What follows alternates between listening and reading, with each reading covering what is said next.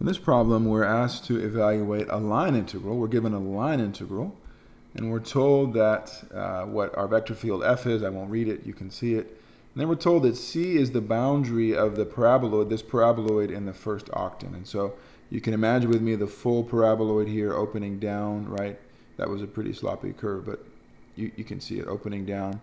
We're just looking at this paraboloid in the first octant, and when you intersect it with the coordinate planes, you get these curves. So we're interested in the line integral along just the curve, not the surface, at least not yet. All right? And so if we're going to work this out directly, which you can, I want you to realize that you can do this, you're going to need to parameterize each piece of the curve. You'll have a different parameterization per piece, and you're actually going to work out 3 different line integrals. It's doable, but it's going to take a lot of work. So let's make a comment. So if we're going to do it direct method, what we would need to work out 3 line integrals. So let's just use Stokes Theorem this time. We verified it through an example. The apostrophe goes on the outside. We verified it last time via example. So let's use Stokes Theorem. And so what's nice about Stokes Theorem is it goes both ways. Last time we switched a surface integral to a line integral. This time we can switch a line integral to a surface integral. And you can actually, remember, you can pick any surface that has this particular boundary curve. In this case, I think the given surface that defined the curve is probably the surface that we should use. It would definitely make sense to just work with that surface. So let's go ahead and realize that the line integral along C of f dot dr is the same as the surface integral of the curl of f dot ds, as long as we keep the orientation correct. Now, we went ahead and said that the orientation of this curve is, the circle here tells me that I'm going counterclockwise with respect to the usual up. And so that means I need the usual orientation for the surface. I want this surface oriented up. And so we'll just make sure, we'll verify that when we write down the equations for the surface, that we have the right orientation.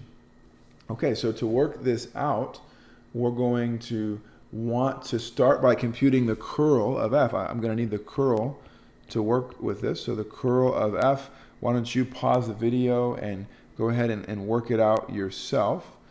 So you should come up with 2y, and then negative 2x, and then 2. Okay, so that's that. And then we're going to parameterize our surface with r of xy. This is just going to be x is x, y is y, z is 1 minus x squared minus y squared.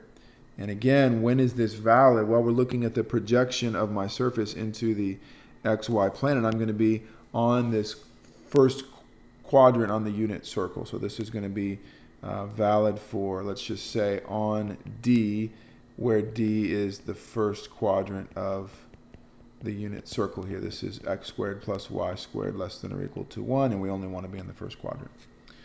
Okay, so I've got everything I need now to use Stokes Theorem. So we can go ahead and say that the surface integral of the curl of f dot ds, we know how to work these out. This is just the integral, double integral over d. Take whatever your formula is for the curl, plug in your parameterization. Like the last example that we did, there's no z's here. So you end up with just the curl. And you might be tempted to drop this 2 to factor it out and drop it. Don't do that. We scale out those numbers and drop them if we're thinking about a direction vector. I don't need to have length 2, but this is not the role of a direction vector here. So do keep those 2's. And we're just going to write down the curl, 2y minus 2x and 2. And we're going to dot with r partial x cross r partial y. I haven't written that down yet, but we can just do that together right now.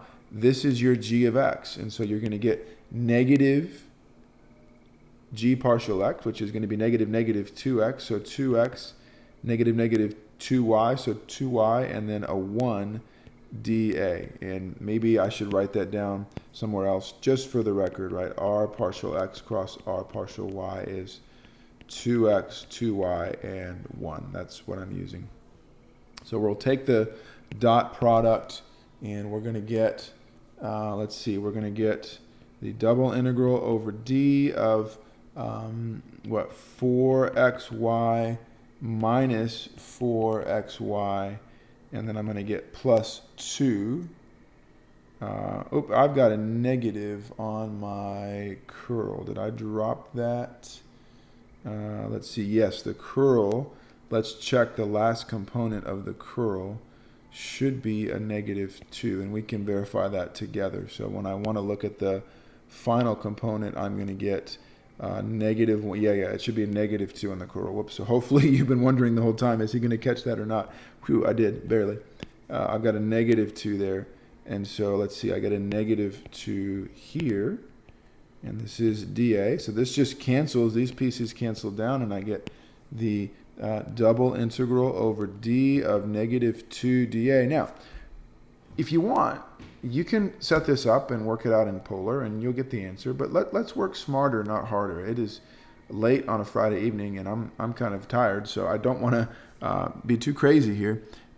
I can realize that this is negative 2 times the double integral over d of 1 dA, and I know how to interpret that. This is just the area of the region D. So this is negative 2 times the area of D. Well, I happen to know the area of D.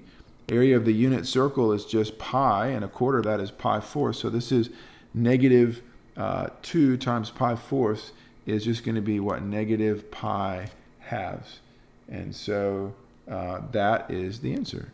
And we're actually switched a line integral to a surface integral. And you might wonder, why would I ever do that? Surface integrals seem harder. Well, not really. You would have had to do 3 different line integrals here, whereas the surface integral itself actually played out really straightforward at the end of the day.